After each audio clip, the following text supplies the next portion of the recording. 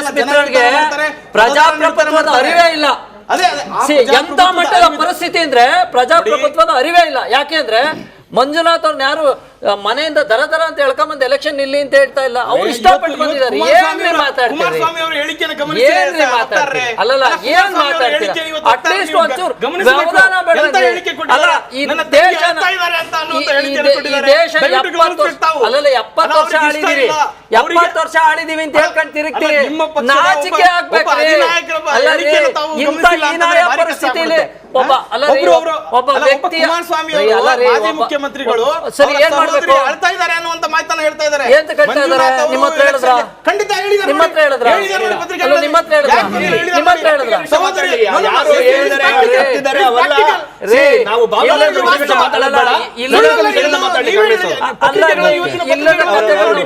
ಅಲ್ಲ ಹುಟ್ಟಾಕುವಂತ ಪ್ರಸಂಗ ಯಾಕೆ ಕ್ರಿಯೇಟ್ ಮಾಡ್ತೀರಿ? ನೀವು ಎಲೆಕ್ಷನ್ ನಿಂತ್ಕೊಳ್ರಿ. ಅಲ್ಲಲ್ಲ ನೀವು ಎಲೆಕ್ಷನ್ ನಿಂತ್ಕೊಳ್ರಿ, ಬೇಡ ಅಂತವ್ರೇನ್ರಿ? ಮಂಜುನಾಥ್ ಅವ್ರನ್ನ ಯಾರು ಮಂಜುನಾಥ್ ಅವ್ರನ್ನ ಯಾರು ಹಿಂಸೆ ಕೊಟ್ಟು ಎಲೆಕ್ಷನ್ ನಿಲ್ಲಿಸ್ತಾ ಇಲ್ಲ ನೋಡಿ. ಇದನ್ನ ರಾಜಕೀಯವಾಗಿ ಬಳಸ್ಕೋಬೇಡಿ. ಒಬ್ಬ ಒಳ್ಳೆ ವ್ಯಕ್ತಿತ್ವದ ವ್ಯಕ್ತಿ ಒಬ್ಬ ರಾಜಕೀಯಕ್ಕೆ ಬರ್ತಾನೆ ಅಂದ್ರೆ ಯಾಕೆ ಹೊಟ್ಟೆ ಹುರ್ಕತ್ತೀರಿ ನೀವು? ಒಂದ್ ನಿಮಿಷ ಇರ್ರಿ, ಒಂದ್ ನಿಮಿಷ ನಾನು ಮಾತಾಡ್ತೀನಿ. ನಾನು ಹೇಳ್ತಾ ಇದ್ದೀನಿ, ಅಲ್ಲ ನೀವೇನ್ ಸವಾರಿ ಮಾಡ್ತಾ ಇದ್ದೀರಿ ಮೇಲೆ? ಉತ್ತರ ಕೊಡಕ್ಕೂ ಬಿಡ್ತಾ ಇಲ್ಲ. ಮಾತಾಡಿಸ್ತೀರಿ ನೀವು? ಸತೀಶ್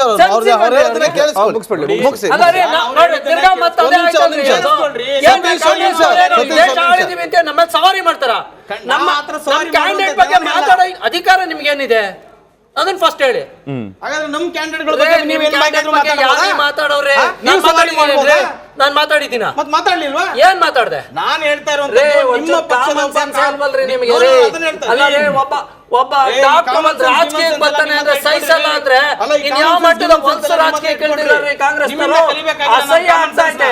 ಅಸಹ್ಯ ರೀ, ಈ ದೇಶದ ಪ್ರಜಾಪ್ರಭುತ್ವ ಅಸಹ್ಯ.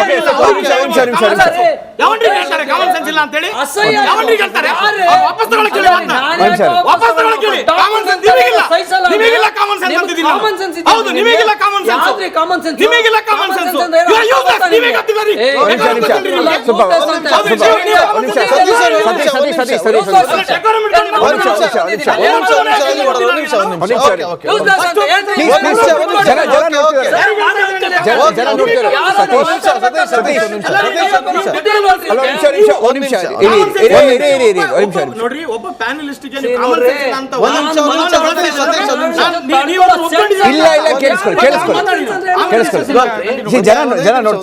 ಜನ ನೋಡ್ತಿದ್ದಾರೆ. ಪ್ಲೀಸ್ ಸ್ವಲ್ಪ ನೋಡ್ಕೊಂಡು ಹುಷಾರಾಗಿ ಬೇಡ. ನೋಡಿ ಒಂದ್ ನಿಮಿಷ ಸತೀಶ್ ಸರ್, ಎಲ್ಲೆಲ್ಲ ಹೋಗೋದು ಬೇಡ ವಿಚಾರಗಳು. ಈಗ ನಾವು ಏನ್ ಟಿಕೆಟ್ ಯಾರು ಕೋಕ್ ಅನ್ನುವ ವಿಚಾರವನ್ನು ಇಟ್ಕೊಂಡು ಮಾತಾಡ್ತಾ ಇದೀವಿ. ಸಂಕೀರ್ತ ಅವರೇ, 1991ರಿಂದ ನಿಮಗೆ ದಕ್ಷಿಣ ಕನ್ನಡ ಜಿಲ್ಲೆಯಲ್ಲಿ ಯಾವುದೇ ರೀತಿಯಾದಂಥ ತೊಂದರೆಗಳು ಇರ್ತಾ ಇರಲಿಲ್ಲ. ಇವತ್ತು ನಮ್ಮ ಪ್ರತಿನಿಧಿಯಲ್ಲಿ ರಾಜಕೀಯ ವಿಶ್ಲೇಷಕರೊಬ್ಬರನ್ನ ಮಾತಾಡ್ತಿದ್ದಾರೆ. ಅವ್ರು ಏನು ಹೇಳಿದ್ರು ಗೊತ್ತಾ? ಮುಂಚೆ ಇದ್ದಷ್ಟು ಸುಲಭ ಇಲ್ಲ ಈ ಬಾರಿ. ಕೇವಲ ಮಂಗಳೂರು ಅಷ್ಟೇ ನೋಡಿ. ಇವತ್ತು ಪ್ರತಾಪ್ ಸಿಂಹ ಅವ್ರು ಕಣ್ಣೀರು ಹಾಕ್ಬಿಟ್ಟು ಭಾವುಕರಾಗಿ ಫೇಸ್ಬುಕ್ಕಲ್ಲಿ ಲೈವಲ್ಲಿ ಮಾತಾಡ್ತಾರೆ. ನಳಿನ್ ಕುಮಾರ್ ಕಟೀಲ್ ಅವರು ಬೇಸರದಿಂದ ಮಾತಾಡ್ತಾರೆ. ಚಿಕ್ಕಮಗಳೂರಲ್ಲಿ ಶೋಭಾ ಕರಂದ್ಲಾಜೆ ಗೋ ಬ್ಯಾಕ್ ಅನ್ನೋ ಘೋಷಣೆಗಳು ಮೊಳಗುತ್ತೆ. ಮತ್ತೊಂದು ಕಡೆ ಅನಂತ್ ಕುಮಾರ್ ಹೆಗಡೆ ಅವರು ಸಂವಿಧಾನಾತ್ಮಕವಾದಂಥ ವಿಚಾರ ಸ್ಟೇಟ್ಮೆಂಟ್ ಕೊಟ್ಟು ಪಕ್ಷದವರೇ ನಮಗೂ ಅದಕ್ಕೂ ಸಂಬಂಧ ಇಲ್ಲ ಅಂತ ಹೇಳೋ ಸ್ಥಿತಿ ಬಂದು ತಲುಪಿದೆ. ಒಂದು ಶಿಸ್ತಿನ ಪಕ್ಷ ಅಂತ ಕರೆಸ್ಕೊಂಡಿರುವಂಥ ಪಕ್ಷದಲ್ಲಿ ಈ ರೀತಿಯಾಗಿ ಆಗ್ತಾ ಇರಲ್ಲ, ಈಗ ಆಗ್ತಾ ಇದೆ. ಇದು ಹೊಡೆತ ಪಕ್ಷದ ಮೇಲೆ ಅಲ್ವಾ ಆಗೋದು? ನೋಡಿ, ಅನಂತ್ ಕುಮಾರ್ ಹೆಗಡೆ ಅವರ ಹೇಳಿಕೆಗೂ ನಮಗೂ ಯಾವುದೇ ರೀತಿ ಸಂಬಂಧ ಇಲ್ಲ. ಅದಂತೂ ನಾನು ಭಾಳ ಸ್ಪಷ್ಟವಾಗಿ ಮಾಡಿದ್ದಾರೆ, ನಮ್ಮ ಪಕ್ಷದವರು ಸ್ಪಷ್ಟ ಮಾಡಿದ್ದಾರೆ. ಯಾಕೆಂದರೆ ಸಂವಿಧಾನವನ್ನು ಆ ರೀತಿ ಮಾತಾಡುವಂಥದ್ದು ನಿಜವಾಗ್ಲೂ ಖಂಡನೀಯ, ಅದನ್ನ ಒಪ್ಪುವಂಥದ್ದು ಅಲ್ಲ. ಇದು ಭಾರತೀಯ ಜನತಾ ಪಾರ್ಟಿ ಅಧಿಕೃತ ನಿಲುವು ಕೂಡ ಹೌದು. ಎರಡನೇದು, ಈಗ ಯಾವ್ಯಾವ ಜಿಲ್ಲೆಯಲ್ಲಿ ಯಾವ್ಯಾವ ಲೋಕಸಭಾ ಕ್ಷೇತ್ರದಲ್ಲಿ ಯಾರಾಗಬೇಕು ಏನಾಗಬೇಕು ಇಲ್ಲ, ಖಂಡಿತ ನೋಟಿಸ್ ಕೊಡ್ತಾ ಇದೆ, ಅದನ್ನೇ ಹೇಳ್ತಾ ಇದೆ. ಕೊಟ್ಟಿಲ್ಲ ಅಲ್ಲ? ಇಲ್ಲ, ಎರಡನೇ ಸಲ ಮಾಡ್ತಿರೋದು ಇಲ್ಲ. ಅದೇ, ಸೊ ದಿಸ್ ಈಸ್ ವೆರಿ ತುಂಬ ಸ್ಟ್ರಿಕ್ಟ್ ಇಶ್ಯೂ ಇದೆ ಇದು. ಇದಕ್ಕೆ ಖಂಡಿತ ನೋಟಿಸ್ ಕೊಡ್ತಾರೆ ಇಷ್ಟರಲ್ಲೇ. ಆದರೆ ಈಗ ಯಾವ ಲೋಕಸಭಾ ಕ್ಷೇತ್ರದಲ್ಲಿ ಯಾರು ಅಭ್ಯರ್ಥಿ ಆಗಬೇಕು ಏನಾಗಬೇಕು, ಈಗ ನಳಿನ್ ಕುಮಾರ್ ಕಟೀಲ್ ಅವರು ಬಹುಶಃ 2009ರಲ್ಲಿ ಚುನಾವಣೆ ಕಂಟೆಸ್ಟ್ ಮಾಡಿದಂಥವ್ರು ಪ್ರಥಮ ಬಾರಿಗೆ. ಅದಕ್ಕಿಂತ ಮುಂಚೆ ಬೇರೆಯವರು ನಮ್ಮ ಪಕ್ಷದಲ್ಲಿ ಕಂಟೆಸ್ಟ್ ಮಾಡಿದರು. ಈಗ ಬದಲಾವಣೆ ಅನ್ನೋದು ಜಗನ್ ನಿಯಮ. ಈಗ ನಮ್ಮಲ್ಲಿ ಪ್ರಹ್ಲಾದ್ ಜೋಶಿ ಅವ್ರ ಹೇಳಿಕೆ ತಾವು ಗಮನಿಸ್ಬೋದು. 7ನೇ ಬಾರಿ 8ನೇ ಬಾರಿ ಇರೋವರೆಗೂ ಅವರ ಕೆಲಸ ಮತ್ತು ಬೇರೆ ಅಂಶಗಳನ್ನ ಒಳಗೊಂಡಂತೆ ಅವ್ರಿಗೆ ಟಿಕೆಟ್ನು ಕೊಟ್ಟಿದ್ದಾರೆ. 1-2 ಬಾರಿ ನಿಂತವ್ರಿಗೂ ಕೂಡ ಬದಲಾವಣೆ ಮಾಡಿರುವಂಥ ಪ್ರಸಂಗಗಳು 195ರಲ್ಲಿ ತಾವು ನೋಡ್ಬೋದು. ಕೆಲವ್ರನ್ನ ಘೋಷಣೆ ಮಾಡಿಲ್ಲ. ಸುಮಾರಷ್ಟು ಇವ್ರಿಗೂ ಅವಕಾಶಗಳನ್ನ ಕೊಟ್ಟಿಲ್ಲ. ಯಾರಾಗಬೇಕು ಏನಾಗಬೇಕು ಅನ್ನೋದು ಕಾರ್ಯಕರ್ತರು ಮತ್ತೆ ಒಂದು ಅಭಿಪ್ರಾಯದಲ್ಲಿ ಏನು ಒಂದು ಒಮ್ಮತದ ಒಂದು ಅಭಿಪ್ರಾಯ ಬರುತ್ತೆ, ಅದರ ಪ್ರಕಾರ ಪಾರ್ಲಿಮೆಂಟರಿ ಬೋರ್ಡ್ ಅಲ್ಲಿ ಚುನಾವಣೆ ಯಾರು ನಿಂತ್ಕೋಬೇಕು, ಯಾರು ಅಭ್ಯರ್ಥಿಗಳಾಗಬೇಕು ಅನ್ನೋದನ್ನ ಘೋಷಣೆ ಮಾಡುತ್ತೆ. ಸೊ ಇವೆಲ್ಲವೂ ಯಾವುದೂ ಅಲ್ಲ, ನಮಗೆ ಒಟ್ಟು ಈಗ ನರೇಂದ್ರ ಮೋದಿ ಅನ್ನೋ ಒಂದು ಕ್ರೆಡಿಟ್ ಕಾರ್ಡ್ ಇದೆ, ಕಾಂಗ್ರೆಸ್ ಅವ್ರ ಹತ್ರ ಇಲ್ಲ. ರಾಹುಲ್ ಗಾಂಧಿ ಅನ್ನೋ ಡೆಬಿಟ್ ಕಾರ್ಡ್ ಅವ್ರು ಹೇಳ್ತಾರೆ ನಮ್ಮ ಹತ್ರ ಗ್ಯಾರಂಟಿ ಇದೆ ಅಂತ. ಗ್ಯಾರಂಟಿ ಅಲ್ಲ, ಇವತ್ತು ನೋಡಿ ರೇವಂತ್ ರೆಡ್ಡಿ ಅವರು ಏನ್ ಹೇಳ್ತಾರೆ, ರೇವಂತ್ ರೆಡ್ಡಿ ಅವರು ನಾವು ಈ ಗ್ಯಾರಂಟಿಗಳನ್ನ ಫುಲ್ಫಿಲ್ ಮಾಡಕ್ ಆಗೋದಿಲ್ಲ ಅಂತಾರೆ. ಆಮೇಲೆ ನಮ್ಮ ಕರ್ನಾಟಕದಲ್ಲಿ ಏನ್ ಹೇಳ್ತಾರೆ, ಈಗ 1,31,00,000 ಜನಕ್ಕೆ ನಾವು ಗೃಹಲಕ್ಷ್ಮಿ ಯೋಜನೆ ಕೊಟ್ಟಿದೀವಿ ಅಂತಾರೆ. ಸದನದ ಸುಳ್ಳು ಹೇಳ್ತಾರೆ. 51 ಲಕ್ಷ ಆಗ್ತಿದಂಗೆ ಸಾಫ್ಟ್ವೇರ್ ಕ್ರ್ಯಾಶ್ ಆಗ್ಬಿಡುತ್ತೆ. ಅದೇನಪ್ಪ, ಅದು ಕಾಂಗ್ರೆಸ್ ಗೌರ್ಮೆಂಟ್ ಮಾತ್ರ ಅಲ್ಲಿ ಹಂಗಾಗುತ್ತೆ ಅನ್ಸುತ್ತೆ. ಸೊ ಈ ರೀತಿ ಗ್ಯಾರಂಟಿಗಳು ನೀವು ಇಟ್ಕೊಂಡಾಗ ಆಮೇಲೆ ಅವರ MLA ನೀವು ವೋಟ್ ಹಾಕಿಲ್ಲ ಅಂದ್ರೆ ಗ್ಯಾರಂಟಿ ನಿಲ್ಲಿಸ್ತೀವಿ ಅಂತ ಹೇಳ್ತಾರೆ, ಧಮಕಿ ಹಾಕ್ತಾರೆ. ಈ ಮಟ್ಟಿಗೆ ಕಾಂಗ್ರೆಸ್ ಹೋಗ್ಬಿಟ್ಟಿದೆ ಅಂದ್ರೆ ಅವರು ಚುನಾವಣೆಗೆ ಇರೋದಕ್ಕೆ ಏನ್ ಬೇಕಾದ್ರೆ ಮಾಡ್ಬೋದು ಅಂತ. ಪ್ರಜಾಪ್ರಭುತ್ವದಲ್ಲಿ ಅವ್ರಿಗೆ ಅವಕಾಶ ಇದೆ, ಸರಿ ಒಪ್ಕೋತೀನಿ. ಆದ್ರೆ ಈ ರೀತಿ ಎಲ್ಲ ಒಂದು ಟ್ಯಾಕ್ಟಿಕ್ಸ್ ನ ಯೂಸ್ ಮಾಡಿ ಚುನಾವಣೆಗೆ ಹೇಳುವಂತ ಕೀಳುಮಟ್ಟಕ್ಕೆ ಹೋಗ್ಬಿಟ್ಟಿದಾರಲ್ಲ, ಪಾಪ ಕಾಂಗ್ರೆಸ್ ಅವರು ದಿವಾಳಿ ಹತ್ರ ಹೋಗ್ತಾ ಇದ್ದಾರೆ. ಇಲ್ಲ, ನೀವು ಅಟ್ಲೀಸ್ಟ್ ಕಾಂಗ್ರೆಸ್ ಅಂತಿದ್ದೀರಲ್ಲ, ಓಕೆ ಅವರು 7 ಟಿಕೆಟ್ ಅನೌನ್ಸ್ ಮಾಡಿದ್ರೆ ಅದರಲ್ಲಿ ಅಸಮಾಧಾನ ಇದೆ, ಅಲ್ಲಿ ಇಲ್ಲಿ ಓಕೆ ಒಪ್ಕೋತೀನಿ. ಬಟ್ ಇದು ನೋಡಿ, ನಾಗೇಂದ್ರ ಹೇಳಿದ್ರಲ್ಲ, ಪ್ರತಾಪ್ ಸಿಂಹ, ಕಟೀಲ್, ಅನಂತಕುಮಾರ್ ಹೆಗಡೆ ಇವೆಲ್ಲ ಚಿಕ್ಕ ಹೆಸರುಗಳಲ್ಲ. ಆಶಾ ಅವರೇ, ಈಗ ನೋಡಿ ಮಿಷನ್ 28 ಅಂತಾರಲ್ಲ, 28ರಲ್ಲಿ 28 ಸೀಟ್ ಗೆಲ್ತೀವಿ ಅಂತ ಅಷ್ಟು ಕಾನ್ಫಿಡೆನ್ಸ್ ಇದೆ. ಬಟ್ ಈಗ ಆಗ್ತಿರೋದು ನೋಡಿದ್ರೆ ಇವಾಗ ಯಡಿಯೂರಪ್ಪ, ವಿಜೇಂದ್ರ ಅವ್ರ ಲಿಸ್ಟು ಒಪ್ಕೋತಿಲ್ವಾ ಸೆಂಟ್ರಲ್ ಇದು ಹೈಕಮಾಂಡು, ಅಥವಾ ಅವ್ರಿಗೆ ಹೈಕಮಾಂಡ್ ಇದೆ ಬೇರೆ ಪ್ಲಾನ್ ಇದೆಯೋ ಯಾರಿಗೂ ಸ್ವಲ್ಪ ಅರ್ಥ ಆಗ್ತಿಲ್ಲ. ನಿಮಗೇನು ಅನ್ಸುತ್ತೆ? ಅವ್ರದ್ದೇ ಸ್ಟಡಿ ಮಾಡಿದ್ದಾರೆ ನನ್ನ ತಿಳಿದಿರೋ ಪ್ರಕಾರ. ಅವರು ಗ್ರೌಂಡ್ ರಿಯಾಲಿಟೀಸ್ ನೋಡಿದ್ದಾರೆ. ಈಗ ಪ್ರತಾಪ್ ಸಿಂಹ ಅವ್ರ ಬಗ್ಗೆ ಏನೇನಿತ್ತು ಅಂತ ಎಲ್ಲ ಗೊತ್ತು ಪಬ್ಲಿಕ್ ಅಲ್ಲಿ, ಮೈಸೂರಲ್ಲಿ. ನಿಮ್ಗೆ ಇನ್ನೊಂದು ಫಾಲೋ ಅಪ್ ಅಂದ್ರೆ ನೀವು ಆಡ್ ಮಾಡ್ಕೊಂಡು ಹೇಳ್ಬೋದು, ಪ್ರತಾಪ್ ಸಿಂಹ ಬಗ್ಗೆ ನೀವು ಈ ತರ ಇದು ಗ್ರೌಂಡ್ ರಿಪೋರ್ಟ್ ಅಥವಾ ಒಂದು ಸರ್ವೆ ಮಾಡಿದ್ರೆ ಪ್ರತಾಪ್ ಸಿಂಹ ಬಗ್ಗೆ ಅವ್ರದ್ದು ರಿಪೋರ್ಟ್ ಕಾರ್ಡ್ ಏನು ಹೇಳ್ಬೋದು? ಪ್ರೋಗ್ರೆಸ್ ಅಂತ ಹೇಳಿ ಅವ್ರು ತೋರಿಸೋದೊಂದಿರುತ್ತೆ, ಇನ್ನೊಂದು ವರ್ಕರ್ಸ್ನ ಒಟ್ಟಿಗೆ ತೊಗೊಂಡು ಹೋಗಿದ್ದಾರಾ ಅನ್ನೋದು ಒಂದು ಕ್ವಶನ್ ಇರುತ್ತೆ, ತುಂಬ ಕಾಂಟ್ರವರ್ಸೀಸ್ ಆಗಿರುತ್ತೆ. ಬಟ್ ಅವರು ಪ್ರೋಗ್ರೆಸ್ ಅಂತ ಹೇಳಿ ಡೆವಲಪ್ಮೆಂಟ್ ಇಶ್ಯೂಸ್ನಲ್ಲಿ ಮಾಡಿರ್ಬೋದು, ಇಲ್ಲ ಅಂತ ಅವ್ರು ಬುಕ್ ತಂದರೆ ಅವರು ತೋರಿಸಿರ್ತಾರೆ ಜನರ ಮುಂದೆ. But whether workers will work for him, ಎಲ್ಲ ಬ್ಲಾಕ್ನಲ್ಲಿ ಎಲ್ಲ ಮಾಡಬೇಕಲ್ಲ.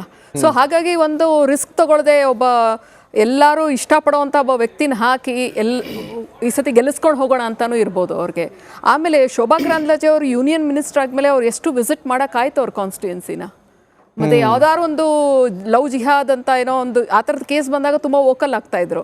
ಅದರ್ವೈಸ್ ಅವರು ಅಷ್ಟು ಕಾಣಿಸ್ಕೊಳ್ತಿರ್ಲಿಲ್ಲ. May be because of work pressure ಇರ್ಬೋದು. ಅದು ಇಲ್ಲ ಅಂತ ಕನ್ಫ್ರಂಟ್ ಮಾಡಿದ್ದಾರೆ. ಮತ್ತೆ ಅದು ಗೊತ್ತಿಲ್ಲದೆ ಇರಲ್ಲ, ಬಟ್ ಅದು ಅಂದರೆ ಅಷ್ಟು ವರ್ಕ್ ಪ್ರೆಷರು ಇರುತ್ತೆ ಒಬ್ಬ ಯೂನಿಯನ್ ಮಿನಿಸ್ಟರ್ಗೆ. ಹಾಗಾಗಿ ಬಂದಿಲ್ವಾ ಏನಂತ ಗೊತ್ತಿಲ್ಲ. ಪ್ರೆಷರ್ ಇರ್ಬೋದಾ ಬಿಜೆಪಿ ಮೇಲೆ ಅವ್ರಿಗೆ ಟಿಕೆಟ್ ಕೊಡೋದಕ್ಕೆ? ಇದೇ ಇರುತ್ತೆ.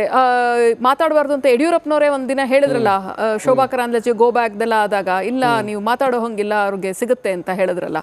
ಸೊ ಒಳಗಡೆ ಏನು ಚಿಕ್ಕಮಗಳೂರು, ಉಡುಪಿನಲ್ಲಿ ಏನಾಗ್ತಿದೆ, ಮತ್ತೆ ಅಲ್ಲಿ ಲೋಕಲ್ ಲೀಡರ್ಸ್ ಇದಾರಲ್ಲ, ತುಂಬಾ ಜನ ಇದ್ದಾರೆ. ನಾನು ಯಾರು ನೇಮ್ ಮಾಡಿದ್ರೆ ಇಲ್ಲಿ ತಪ್ಪಾಗ್ಬೋದು. ಸಿ.ಟಿ. ರವಿ ಅವರು ಬೇಕಾದಷ್ಟು ಜನ ಇದ್ದಾರೆ.